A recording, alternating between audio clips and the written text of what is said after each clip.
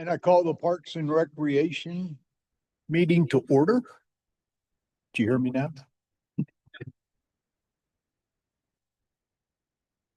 And I turn it over to Amy. Good evening. There are two items on the agenda. The first one is discussion of revisions to the special event permit guide. I just wanted to give a brief recap of this permit guide for you guys. So in January of 2025, so exactly 1 year from this month, we made a lot of revisions to the special event permit guide. Because we take reservations 1 year in advance, you're not really going to feel the full weight of all of those changes until this month. This month, we are now 100% compliant. I also would say that if we make changes tonight or effective Thursday, any of those changes, even though they would go in effect immediately because we take reservations in 1 year in advance, you're not really going to see 100% enforcement until January of 2027. So it is a slow process when changes are made. But we've had 2025 was a really good year as far as events go. So I do just want to briefly, I'm not going to, a lot of these are just updating prices or things that have already been approved by council. So I'm not going to touch on each of those, but I do want to highlight the big ones. So on page 4, working with Dream and the downtown merchants, their largest concerns is Saturdays, particularly around holidays. So we added in a paragraph kind of protecting those major Saturdays for them. It basically would limit us to only permitting one event each Saturday per month.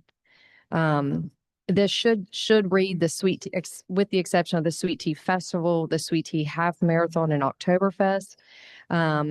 And then, of course, the Saturday following any of these holidays would be also blacked out. So what that means, for example, Labor Day falls on a Monday. It means that the Saturday before, no one could host an event in Hutchinson. They'd be eligible to do that on Friday night, Sunday, even Monday, but just not that Saturday. I did hand out a spreadsheet. I wanted you guys to see this so that you would understand kind of the impact that your decisions might have. If you look, all of the yellow highlighted dates, those are events that happen on Saturdays. So for the year of 2025, we had 13 events in Hutchinson Square. 4 of those had street closures. So there were only 4 Saturdays in the entire year that had approved street closures in Hutchinson Square. Of those 4, 2 was Somerville Dream, 1 was Somerville Parks and Recreation, and then 1 was Oktoberfest. All the ones in blue, those are events that had street closures, but again, those aren't falling on Saturdays. So if we look at the proposed changes, if you look, for example, like the Saturday, May 10th event, that event would not have happened because that fell on the Saturday before Mother's Day. This group would have had the alternative to pick that Friday, Sunday, or a different Saturday. But if you look at like June, you've got 2 events on a Saturday. So under the new guidelines, what it means is that whoever gets that permit in first would get that Saturday. And then the next person who would apply would have been told, no, I'm sorry, we've already got an event on Saturday. You need to pick another date or go to a different month. Does that make sense? You both? Okay, perfect. Do y'all have any questions about this proposal that I could answer for you before we go to the next major change? Because this one is significant. I guess why? So I think the feedback that Dream has been given is about protecting those Saturdays. When you look at the numbers, there aren't that many Saturday events as is. Certainly the biggest month is November. There were 3 Saturdays, 1 with the street closure. That was the Sweet Tea Half Marathon. We're out of there 11:30 at the latest. So downtown's back open. So, I think that they're hearing a Dream, or Steve with Dream is here tonight. So if you have any questions about things he's hearing, I'm sure he would be willing to weigh in or provide some of that insight too. If you go to page 6. So one of the big changes that we made last January was that we added an event manager. We put in certain criteria. So you only had to hire an event manager if you were in the downtown business area, events over 500, or I'm sorry, had street closures in the downtown business area, had events over 500, or any, so the proposed change, I'm sorry, is that any event in Hutchins Square would require an event manager. That event manager, it costs them $25 an hour, and it's a minimum of 4 hours. So we saw a lot of success having that event manager on site. In fact, a lot of times we wish we'd had them with the smaller events. So that's why we were suggesting to add that in there, because it is a quick, easy, if there's a problem, we've got people already there. So it allows us to respond to issues almost immediately. So we were going to recommend to have that at all of the events in Hutchinson Square. If you go to page 11, we added a section on drones. We did have our first drone show in 2025. So just some verbiage to address that. And those are all the major proposals. Okay. Well, thank you much. And Steve, do you see any real effect if we do not pass this? Because I'm looking at, it's going to make things more confusing than actually do anything. Well, I'll say that's a great question, Bob. I appreciate that question very much. This has been an ongoing conversation for the past year and a half or so. It's been with a lot of great study and intent that brings forward. The concern that's laid before us is really what's happening in the business district itself. Is how do we preserve those Saturdays, which is a critical day for shopping and dining and people coming downtown, and be able to have it so that it functions better for those usage.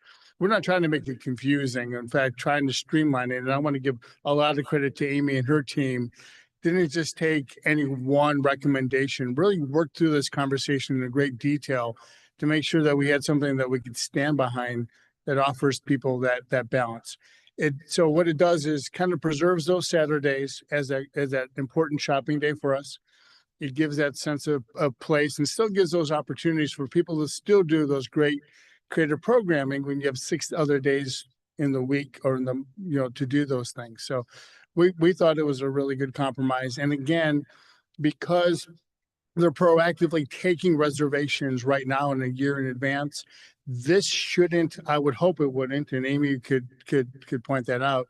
This should give enough timeline for people to get used to how this is going to develop and where it's coming. So those that have been proactive and put their permits in, it's not going to affect anything in that shape for this year.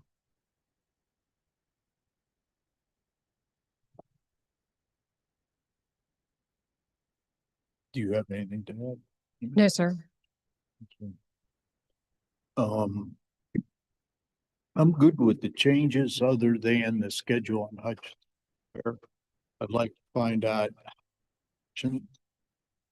actually want this and how many don't. That would be a big input. And I'd like to leave it open so that we can encourage in Hutchinson Square. So do you have a motion, Dexter? Maybe pass everything but this, make that. I make a motion that we pass everything except for the booking of the dates The for event. Hutchinson Square. The Saturdays. Yeah. Yes. Okay. Are you guys wanting to limit the events to one Saturday a month? Not at this time. Okay. So just not making those changes that are part of that. Okay. I'd like to walk around the square and talk to people and see where it's at, and maybe we'll take this up next month.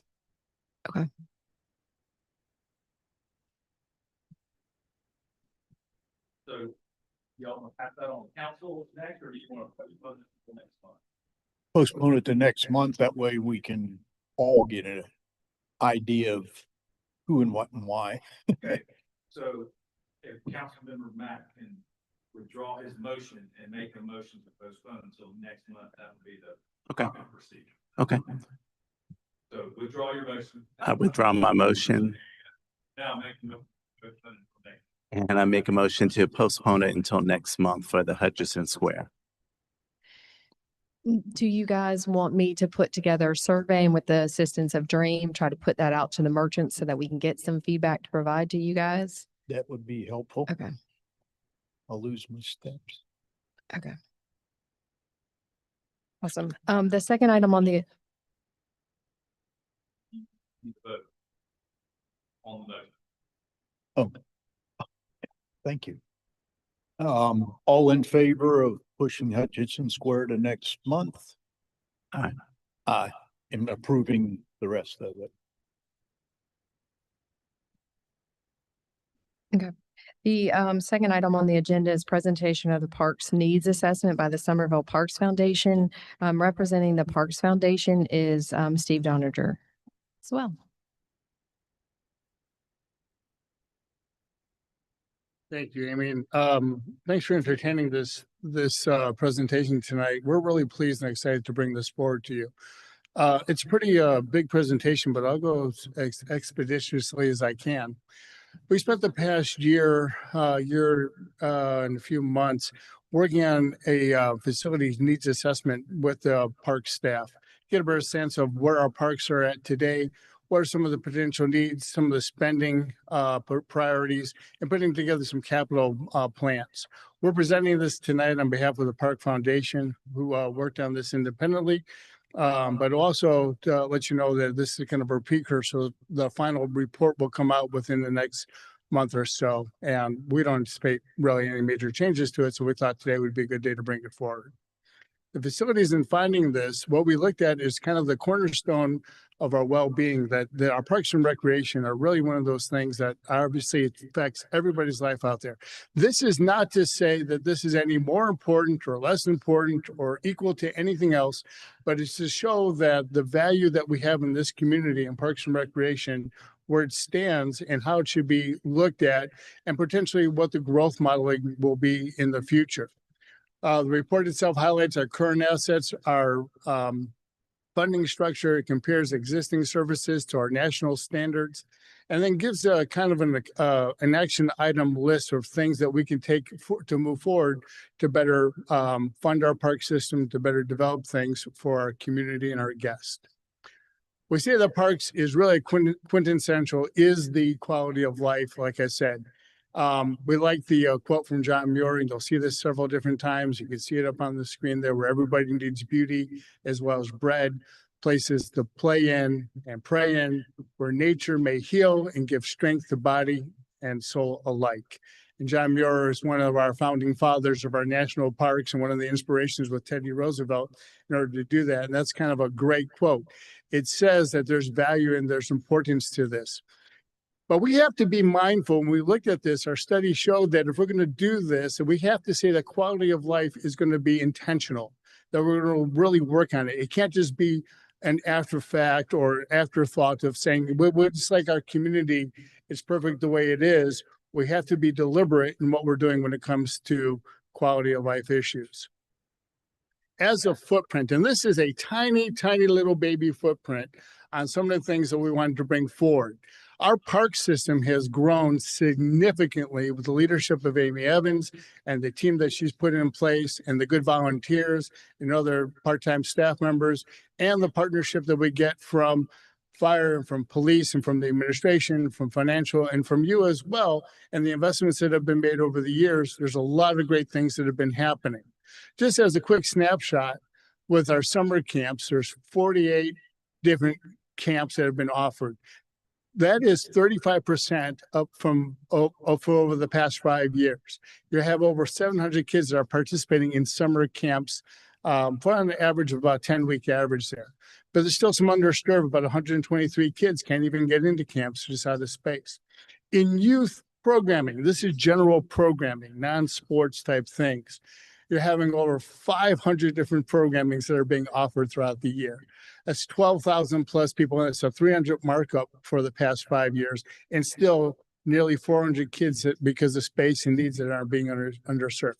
And it goes on and on. So the great things that are happening at parks aren't just the big softball tournaments and the soccer tournaments. It's karate, it's theater, it's open play. It's all these things that are being served all over the place. In our limited amount of different rental facilities, with over 276 different rentals from Doty Park, Azalea, gazebos, Wassamaw Pavilion, and Gehagen Pavilion, people really want to be using the facilities the way that they lay themselves out. The study gave us these 5 guiding principles. As we start looking at things, we wanted to come back, and as we're kind of pulling this up, we said, okay, look, what are some of the themes that are coming out of all these reports and all these conversations? Access for all. So we want to find parks in every neighborhood. They're safe and convenient. Equity and inclusion, meaning that when you look at the map, and you'll see it in a moment, the facilities are distributed in only certain areas. That's just how Somerville grew and how they came up. So in certain districts, we have more parks, and some districts don't have any parks at all. Sustainability and stewardship, that we're using our natural resources and celebrating our heritage, our community connections and gathering places, and then innovation and resilience, that we're constantly looking forward and working with technology, and that we're looking at our infrastructure to be the best that we can. So those are the 5 guiding principles that came out of the research that we put in place. As we talk about this just generically, our park system is made up of a mosaic of different types of parks, from neighborhood parks, market parks, specialty use facilities, sports complex, event spaces, trails, and boat landings. And so all those different things, they all have their different purposes. Some of them obviously have multiple purposes. When you have a sports complex, you could also do, I don't know, a fireworks show for the 4th of July. Maybe you've been out, there's a small little event that Amy does with about 10,000 different people that come out to that. But all those different things that happen, and they can't all happen. Really want to identify that. You don't necessarily going to have a sports complex in every jurisdiction around the town. It only makes sense to maybe have it in a couple different places. But pocket parks and neighborhood parks, those are the type of things that you want to have the concentration on. We looked at some of the deficits that are out there. This is based on NRPA, which is National Recreation Parks Association. So it's the gold standard for parks and recreation. These are some of the examples that we saw when we looked at playgrounds and baseball fields, and looking at splash pads and picnic spaces and gyms and all the other things, all the other facility amenities are associated with it. The standard we'll look at playgrounds, for example, 1 through 2,200 residents.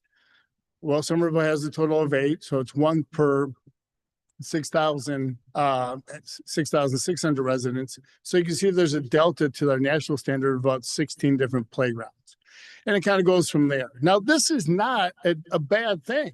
This is a footprint. Again, we want to make sure that we're showing this is where we've come from all these different years. So it's not to say this is really bad or horrible. This is just like, where do we want to start looking at? Instead of just saying we need more, what are we basing all our data on? And this is just a great snapshot of that.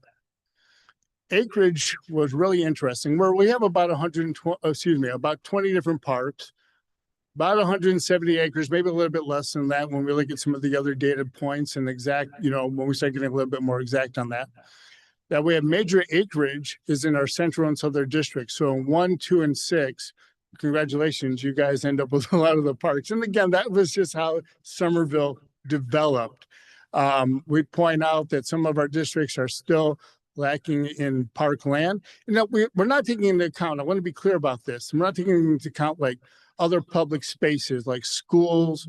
There are some county parks that are associated with some of these things, but we want to make sure we're really talking about Somerville, then the town of Somerville, and where those parks, where those facilities are landing. So that doesn't mean that there's a deficit of recreational experiences. We're just not detailed looking at those type of things. We're looking at Somerville specifically.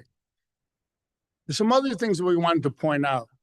that the acreage maintained by park staff is about 194 acres maintained outside of park services. So whether it's trails, whether it's different like police stations, or whether it's other some of the parklands or different areas around town that need to be maintained, or grass being cut or something of that nature, that's a lot of different of acres that are out there. Park acreage that's being maintained is about 158, 160. And then there's some other acreages that aren't physically being maintained by staff, but have contracts, meaning that park staff is managing that. And that's almost 100 acres worth of other lands that are being contracted out for maintenance. So when you look at it, we're trying to look at it a little bit more holistically, saying it's not just ball fields here that we're taking care of, it's all the community. And again, the quality of life issues that we want to talk about. Some of the maintenance things, when we start thinking about it, sometimes it can be easy to say, well, we're just mowing grass. Well, no, that's not it. Maintaining and mowing grass, there's a lot of grass to be mowed. Not necessarily in July when the grass isn't growing, but there's a lot of grass to be mowed. Trash collection, trail cleanup, sports fields, irrigation, equipment or restroom cleaning, public art, working through those things, making sure they're safe, playground safety, and of course, all the tree lights that go up in the wintertime that we just enjoyed, the non-park lands that are being out there, the special events, all the things that go into maintaining these things. We really wanted to get our heads around that, to get a sense on really what's happening. And to know that if we lack on these things, we lack on our safety, we lack on our control, and we lack on what might be out there. I just want to point out the picture that's at the top of the screen. That's one of your outstanding staff members, not really doing anything but looking for my earbuds that I lost. So hopefully they can find, Amy, if he finds those, let me know, please and thank you.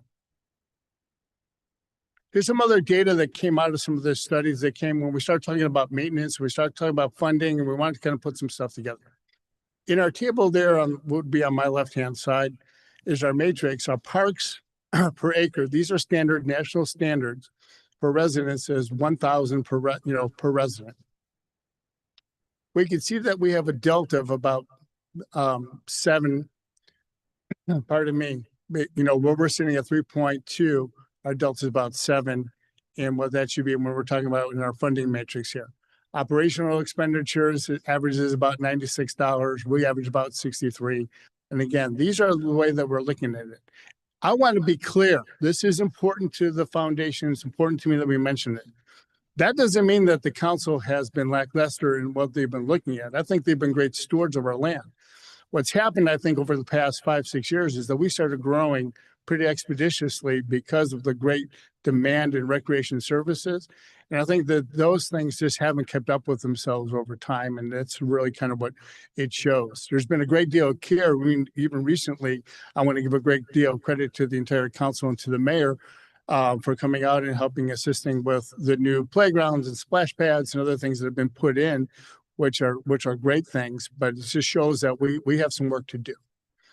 In our average funding, you can see from Azalea maintenance all the way down to Oakbrook trails and things, where our average acreage is, where our funds that are assigned to that, and where those funds, again, where those parks are falling in what districts, just so we could have an illustrated, benchmark on that. So what comes next? They say if you don't know where you're going, any road will get you there. So we really want to start putting a road together, so we're not just dilly-dallying and going into all these different places and picking up little fights over here and little wins over there and trying to do that. We're really trying to put together an understanding of what do we need to be doing. That's what the whole study kind of wanted to create, was to give us a great footprint in there to say, hey, these are the priorities over the next few years. We know that our current population is 52,000. I mean, everybody will argue that number, but let's just say it's 52,000. Projected growth is about 13,000 new housing units that are planned, with the potential adding another 30,000 residents over the next decade. So we're going to be close to exceeding 80,000 residents, and I think that's being pretty conservative. So we know that we're growing and the demand's going to be, and we know where people are going. We have to be smart about how we make our plans. Again, this is not about catching up. This is not about saying, oh, we got to worry about where our past was. No, this is about leaning forward and finding solutions so that we could be ready to our current residents and our future residents and folks that making Somerville home into a great organization. So our priorities here are looking at land acquisitions, amenity expansion, trail connectivity, and equality access, meaning neighborhoods and school zones and where we could find, improving some of our signage and our accessible bathrooms and things of that nature.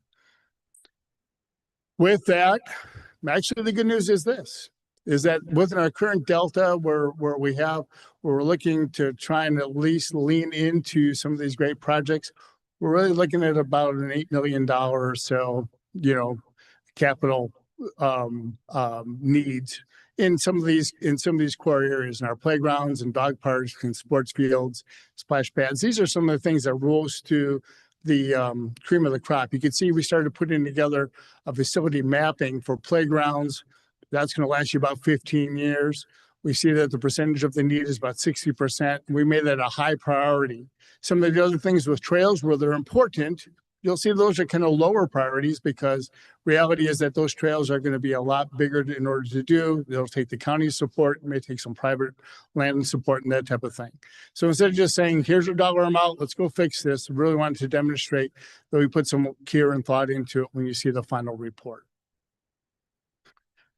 So funding implementations, start looking at some other places where we can go find some successes and land, water conservation, recreation trails, different grants, different pathways. This is just the start of a big list of different places to go help find other resources. And we wanted to call that out, that it's not just say, hey, council, fix this.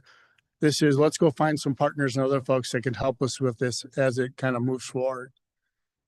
We also want to start looking at some strategic planning or strategery, however you pronounce that these days. We want to leverage the park impact and program fees and start looking at when we're bringing in those type of revenues. And I could be wrong, and Amy, forgive me. I think we bring in an average of just from participation about $600,000 or so, just in participation revenue. If we start looking at that, perhaps there's a way that we can monitor, we can look at and put a plan together and say, hey, let's put a percentage of all that earned revenue into maybe a non-reverting fund or into the capital fund, which I know you guys are discussing on a bigger levels, but just be more strategic about that and put those into real distinct, replacement or repair or capital funding things. Having a 5-year park equity plan, which is what we're putting in place so that we can say, hey, over the next 5 years, our goal is to hit those high water marks that I mentioned a minute ago. And then, of course, community engagement, a park in progress campaign, or coming up with a place where you could adopt a park. Or you're going to see here in a moment what we're calling Live Well Somerville, and you're going to get a sneak peek on that. That'll be coming out within the next month or so. And then fiscal innovation is kind of a dedicated, like we were mentioning, a fixed percent of some of our capturing some of our own revenue. And creating legacy funds and creating opportunities within there. So again, this isn't just, hey, let's go get taxes. This is, let's find all these different mechanisms and being creative as we have with the good folks that are there in order to say, this is how we're going to dedicate these funds in order to move forward. So let's talk for a second about that. Because of that whole study, we're launching, you guys are going to get a sneak peek tonight about this. We're pretty darn excited about it. Is to bring out the campaign instead of just giving a report and saying, here's a report, goodbye, good luck. We want to help tackle this too by saying to the community, let's live well Somerville. And Live Well Somerville is a composite of these 7 different factors that go into great communities, from environmental to physical, intellectual, occupational, spiritual, social, emotional. Our goal is to have a big conversation with the community and help inspire some funding goals or some donation goals. And really the cool thing is we've seen that within the past couple of years of over $200,000 from individuals that have given for pickleball, for other type of facilities, for the splash pad and others. So our goal is to help inspire that. The campaign itself is not just a rhetoric campaign. It's really to be targeting infrastructure programs, doing matrix, to doing reports, to do marketing, and to give a personal, making an investment in the whole triumphant. So with that, thank you for indulging me tonight. This has been a years-long process that was done internally with staff and with volunteers. And without making, we didn't have to make a financial investment in order to do that. I think the data will set for itself. And we'll be pleased to send you, we'll get the full report with any markups on that, again, within the next month or so. With that, I'll take any questions or sit down. Thank you. I will say the Parks Foundation, they took it upon themselves. They went and they toured all the facilities. They spent a lot of time, gathered a lot of data. So Steve, I appreciate you being here and sharing this information. That's everything on the agenda tonight. Thank you. Sorry, I'm making a motion that we adjourn. All in favor? Aye.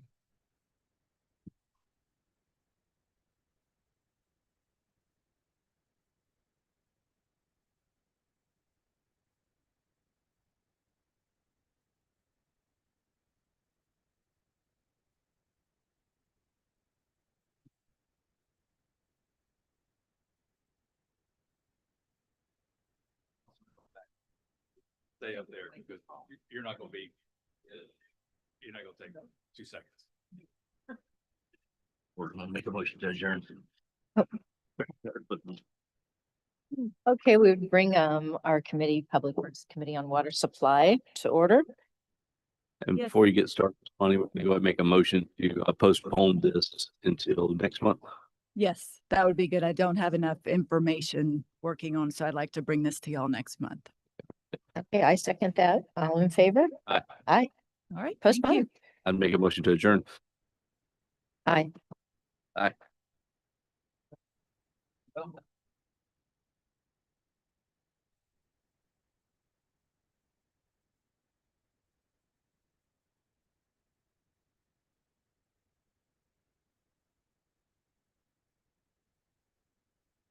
All right, I will call the Finance Committee meeting to order and turn it over to you, Ms. Rhonda.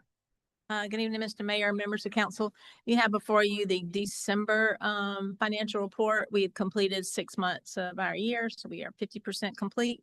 The total revenue collected for the month is just over 2 million, and our year-to-date actual is right at 10 million.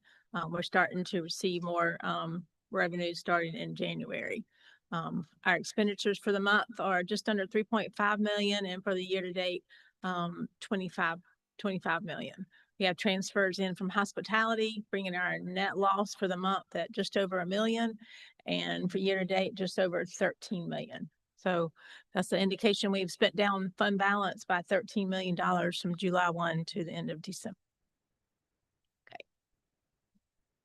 Okay. The revenue summary breaks down the categories. We have right at 1.5 million that we collected in property taxes for a total of 2.8 for year-to-date. Our licenses and permits, we collected right at 193,000, year-to-date 3.2 million. Our court fees right at 19,000 for the month and year-to-date of 143. State revenues, primarily what we collected this month was local option sales tax of just under 270,000 and year-to-date just under 2.7 million. Our Parks and Rec, we collected 26,000 for the current period and year-to-date of 268,000. And miscellaneous revenues at 157,000 and year-to-date 932,000. I will mention that there's a couple of these categories that are probably less than they actually are. Between Christmas holidays and a little bit of illness, I didn't get everything posted for the month until today, I think. So anyway, they're a little bit light in some categories, which I'll point out when we get to hospitality. Impact fees, we have year-to-date collections for residential at 708,000 and year-to-date for commercial at 977,000. We collected right at 100,000 for the month in both of those categories. Our only expenditure in the month is the public safety design, which is Creech and Associates. We spent 146,000 with them, and year to date is 526,000. Hospitality, this report shows we collected 197,000 for the current period and year to date of 2.8 million. We actually booked another 200,000 the last 2 weeks because that is actually when hospitality is due. It just over the holidays, it just got a little crazy. So down below where it said our budgeted revenue is 6 million and we're 47%. We're really right at 50% of that. We're actually just slightly ahead of last year, the end of December. So I think we're at 3.1, I think, through end of December. And our expenses, the main part of our expenses, of course, are transferred to the general fund, and other expenses for the year total 875,000.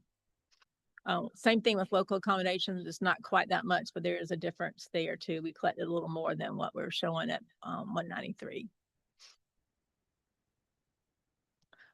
Last item is the stormwater management. We collected 208,000 in fees from the county for stormwater fees. Year to date, 317,000. Our expenses for the month are 163, and year to date is 1.1 million. Any other questions on that? Any questions from Ms. Rhonda? No. I do have one thing I wanted to update you on. We don't have our audit finished yet. I'm probably responsible for a little bit of that. Just took a lot of me getting some of those things ready, getting the bond issuance done. There were a lot of tasks to manage, but they're kind of rolling on that. One of the things that I was trying to tidy up is our TIF bond from our 2022 issuance. So our agreement says that the school district will contribute up to $1 million to our TIF. After that, I mean, they're in at $1 million. All the other tax revenue over that goes back to them. Our TIF documents say that the town has to pay that money to the school district. County pays us, we pay the school district.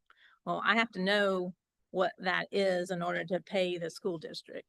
And the county did put together some reports during the year. They didn't quite make sense to me, and I waited till the end of the year so I could see everything. I requested some, basically a report that I wanted to know everything what was collected. So I could tie that back to my numbers. I could recalculate what the school district's portion was. So I knew for a fact what was attributed to the school district. Well, the report came back and said that I should have received $2.5 million in TIF money. And I had 2 million. And so we've been round and round for probably a good 6 weeks, and with different reports and different discussions with people at the county, and have discovered that the town portion of the TIF money, the increment, was being sent to us, but it was being sent to us as regular general fund money.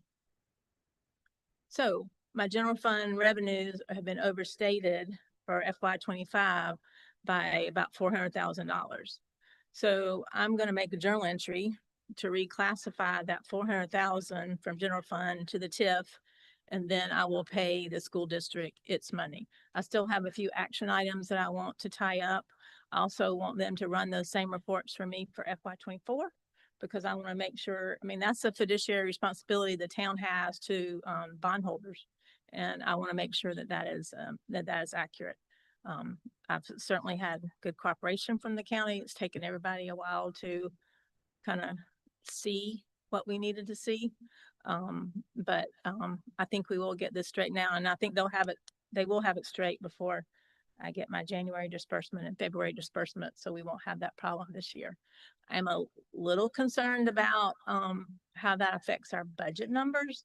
I will have a more detailed kind of account on that at budget meeting, because obviously I relied on the actual data to prepare my budget for this year. So hopefully I was conservative enough that that won't be a problem. But I just felt like it was something that you needed to know because it will show up in the audit, and it's certainly important. You said that was 400, about 400,000. And it was, but we were well over that and over our budget balance as far as what we expected to generate revenue wise. Yes, we were. Okay. So it didn't have any impact on 2025 then? No, we weren't under our revenue. Yeah, right. Okay. That didn't, yeah, That's okay. Thanks. That just affects what we project in for 2027 Yes. Yes. or 6. And it will, we had, the last time I looked, we were looking at a surplus of about $2 million for 2025, Mhm. which is really what we expected because we said we were going to use fund balance, which we didn't think we really needed to use fund balance. So we'll probably be closer to $1.5 million, $1 million. But it could affect us for this fiscal year, in terms of revenue based on projections. that we Yes, have. yes, So, I'll clarify. Right. Yes. Right. No, yeah. Yes, and I will, Good. It could, hopefully it won't. But Right. it- Yeah. I got and I hope I'll have time to kind of dig into that a little bit more. Because bills have gone out, there should be absolutely no doubt. I should know certainly on the high side, what the collections are going to be. Any other And- questions? The only other question I got, and we can talk about this at our budget meeting, is you discussed that we spent down the 14 million in our fund balance. I'd be just curious where we started from to spend down the 14 million, and we could talk about that at our budget Okay, meeting we on the can- we can 28th, but Do a fund balance. Right. On that. So, Okay. but we were, I think we were like 22, 23. okay, Some of it's encumbered in different ways, but, okay. so anyway, Thank you. thank you. Thank you, Ms. Rhonda. Item B, authorization to issue a purchase order in the amount of $89,710.48 to Dominion Energy for work associated with the relocations of electrical distribution lines for the Bear Island Road construction project. This was a shared cost project, 65% town and 35% Dominion Energy, formerly SC&G at the time. That was never billed. Payment will come from the roads fund and the request is from the Public Works Department. Move for approval. I'll second. All right, motion and a second for approval. Any discussion? Hearing none, all those in favor say aye. Any opposed? The ayes have it. Next is discussion of offering retiree health insurance. The request was from Councilmember Halter. Councilman, you have the floor, sir. Yes, sir. Thank you. And this is really just to tee up the larger conversation that we're going to have at our budget meeting later on this month. But I'll tell you two things that really make me sad relative to this conversation. One is going to Walmart or Home Depot and seeing a individual retirement age working because they need health insurance. And the second thing is seeing someone in our organization who is still working well past retirement age because they need health insurance. I think it's unconscionable that we ask them to give 20, 30 plus years of their life to our organization. And then we tell them, good luck in retirement and good luck finding insurance on your own. So I want to have that bigger conversation, but really, let me just kind of lay out what the kind of the outline of what I think that would look like. So to qualify to continue receiving our health insurance after you retire, you'd have to have 20 or 25 years of continuous service. You would have to qualify to retire under the South Carolina retirement system or the police officer's retirement system. And that would, of course, end at age 65 when the individual is eligible for Medicare, or it would end prior to age 65 if they qualify for Medicare because of some qualifying disability. But it's just simply going to be a math problem. If we can get our HR department, our finance department to come to us at the budget meeting and said, this is how many individuals would qualify right now. This is how many individuals will qualify for this over the next 5 years if they stay with the town. And from that, we'll just simply make a decision on what we think we can afford. So it might be, as I said, it might be 20 years of continuing service or 25, depending on the numbers. As part of a larger conversation and the conversation I've had with other council members, we need to also look at the compensation plan, but I don't think this needs to be an either or proposition. The difference is if we're talking about compensation, we're talking about hundreds of employees, whereas health insurance for retirees, I think we're talking about maybe a couple dozen. But that's a number that I think that we'll kind of dive into later on this month. If I may, Yes, Mayor. sir, please. I will tell you, thank you for those comments, Councilman Halter. Staff is already in contact with actuaries who can do that analysis with us. They'll be in touch with PIBA and then also in touch with the South Carolina Other Retirement Benefits Trust, who we have our existing OPEB trust contributions cashed with. I will say that it will not be a matter of just determining how many are currently eligible. We will have, the actuary will have to take into account the entire population of the town staff when they are doing those actuarial analyses. And we will have to account for, in terms of solving the math problem, just keep this in mind as you talk about it. The math problem will be for the entire population of our staff, not just those who might be eligible within some, period of time.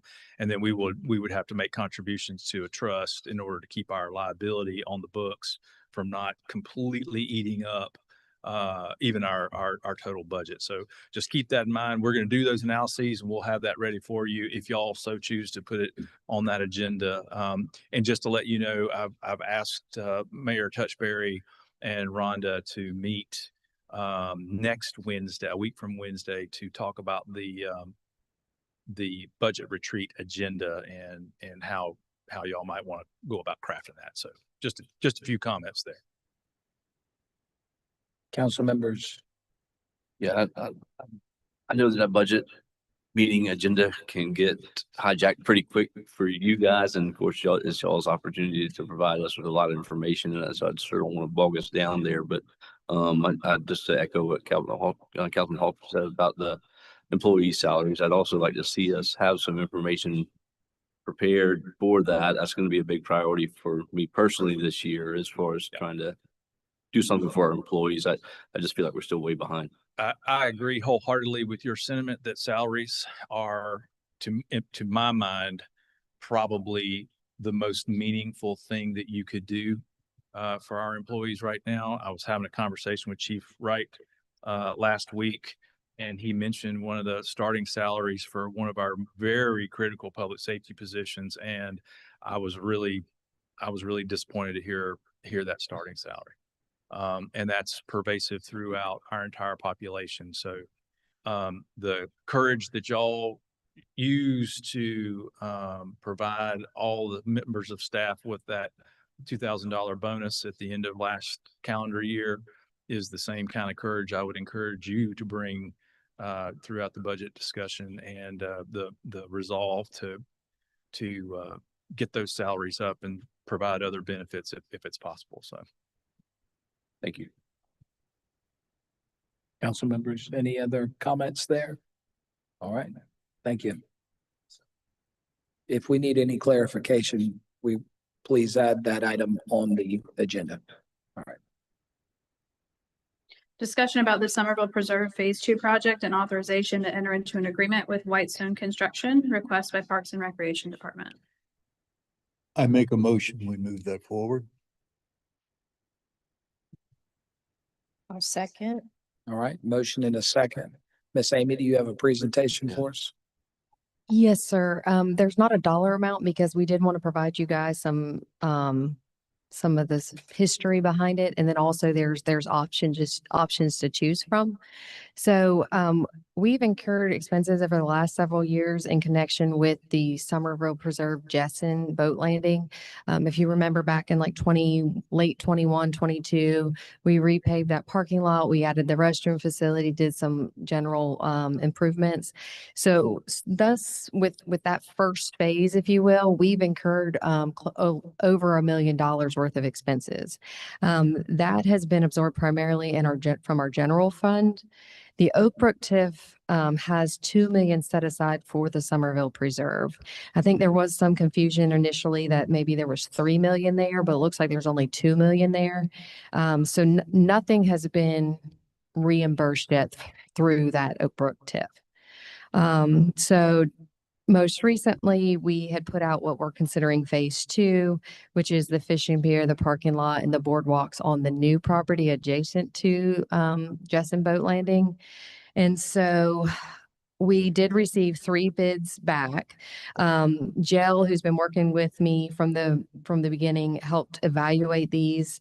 We had 2 bids that really demonstrated, previous project experience that we felt they could really do a good job. And so looking at the lower of those 2, that would be Whitestone Construction. So our recommendation is to go with Whitestone Construction.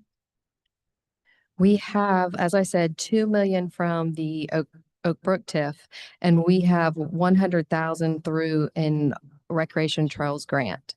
We have spent, sorry, there's so many numbers.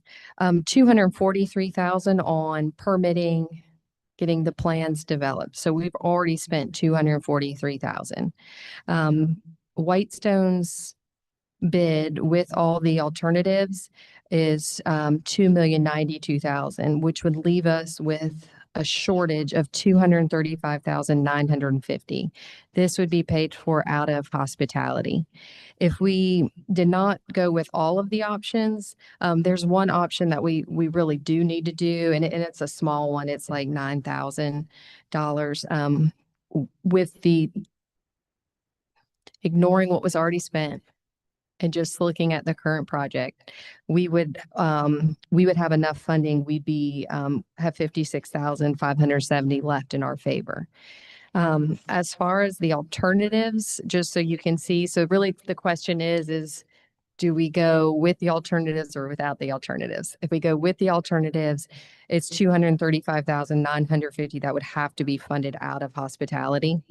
And that is to make the boardwalks, that decking out of composite material, the railings, the floating dock, replacing that wood with composite. So that's really what those alternatives are, or alternates are. So if you guys have any questions, I can try to explain that further. Rhonda, Scott, if you guys have anything to add, by all means, jump in. Yeah, I'll just add that Amy gave a good description of the history, and the $1 million that we've already spent is gone. That came out of the general fund instead of having been appropriated in particular places. And so, we have the opportunity to reimburse ourselves that $1 million out of the 2 million out of the Oak Brook TIF. But of course, then that blows the project to smithereens and makes all of this a moot point. So the ask is there's really not even an ask because the million's already gone. The question before you is whether or not you will agree to the funding the $236,000 to $235,960 or whatever it is out of hospitality tax fund, and then that would go to those would be the upgrades, if you will, in materials that Whetstone would install. So 2 asks, same motion. Authorize Whetstone Construction to go forward with the project, and then pay for the balance, that 236,000 out of the hospitality tax fund, which we have fund balance to be able to do that. So if I heard you correct, Scott, you're saying, and Amy and Rhonda nodding in the back, you're saying we have the funds to complete this project, correct? Correct. Or we have an option to reimburse the general fund Half. Well, the million, which $1 is million, half of the. and then we half end of up the with 2 a million. reduced scope and a failed project Correct. that at some point in time in the future, when we go to do it, it's going to cost us more anyway Right. because of cost escalation for construction. Correct. And the option of the composite wood is for long-term maintenance and durability in that environment, which it'll cost us so much more to redo the wood and Right. from a maintenance cycle standpoint. Okay. Or, obviously I wasn't here in the Oak Brook TIF discussion days, but was this project, is it just because escalation of cost is why we're looking at this? Or was it originally looked at 2 million? If the Oak Brook TIF is performing well and it's escalation of cost, we might approach the county about, putting in some additional funds. Okay. But the immediate problem is the one we're trying to solve. Council members, any discussion? We did have a motion to approve. And I just think that and y'all know much better than I do, that the composite is gonna last a lot longer. But what I would like a guarantee on is when we have our flood, that the boardwalk and things don't float away. Cause we had that happen to our boardwalk once already. We fixed it and then another storm came and it went away again. You want to speak to that? Hope you got insurance. Yeah. I don't think they'll insure us against Mother Nature. Cause Mother Nature is a powerful force, especially water. And you can't predict and control it. So I just don't know if that's a thing that they would insure, to be honest. Probably not. Or at least anchor it well. If I may, Mayor, with the motion to approve this request, we would want to, if Councilman Jackson is amenable, to amend his motion to include the appropriation of the 236-ish thousand out of hospitality tax. Yeah, I think that's what I said. I make that motion again. All right, we have an amended motion that the 235-ish thousand would be coming out of hospitality tax and approving the option with the composite wood. Do we have a second on the amended? I'll Motion. second. All right, I got one. some more discussion. What is our fund balance now at hospitality tax? Where are we standing now, our fund balance? Let us get back to you on that. We have in excess of $5-ish million. Because I mean, I know we've been hitting that one here lately. You're singing my language. You're pretty speaking hard, my and- language. Yes. I know that. And the hospitality tax fund is going to particularly come under greater strain, if you will, as a result of the public safety complex and transferring general fundings, transferring out of there to pay for some additional general fund expenses. So, but right now we're in very good shape in terms of the fund balance on the hospitality tax. I'm not against this project whatsoever, and I'm not against the doing it the way that we're talking about doing it. It's just I worry the amount of money we've been spending out of hospitality tax money lately, along with the future contributions that we're going to make for public safety, as you alluded to, and as I just said 5 minutes ago, my priority this year is going to be employee salary and not hospitality tax can be used for some of that. I know we can offset some other costs in other places with hospitality tax, so to make that more feasible. So those are my rationale for not. I won't be voting in favor of this today because of that reason. All right, any other discussion, council members? Hearing none, all those in favor say aye. Aye. Any opposed? Nay. One in opposition. All right, real quickly, a couple of announcements. Of course, Hometown Legislative Action Day is next Tuesday in Columbia. I know several of you are going to go up on Monday. We do have a dinner planned Monday evening. Beth will give those details to you. Municipal Elected Officials Institute is on Wednesday of next week. I hope Councilmember Mack, you're signed up to go to that. Awesome, that's fantastic. Everybody's going to MEO. Oh, so, okay, fantastic. Oh, that's great to know. You're not going to the train? Okay, that's great. Of course, Town Hall will be closed on Monday for MLK Day. Somebody's already mentioned it. We've already talked about it. We have the budget meeting on the 28th. And then one item that I'll bring to your attention that we may bring to you next month. We've had an inquiry from a resident about a burn ban or burning regulations for yard debris in town. Of course, we provide already yard debris collection services, but apparently people are still burning that debris in their yards, and we've received some complaints from some residents. Jeremiah Lee, who's our fire marshal, has some draft language that we're working through, and if one of you sees fit, we'll put that on the agenda for Public Safety Committee probably next month, and then see where it goes from there. Any questions for me about anything I didn't talk about? Council members? Nope. Thank you very much. Thank you. No items for executive session. Make a motion, we adjourn. Motion and a second to adjourn. All those in favor say aye. Aye. Right? Any opposed? We are adjourned.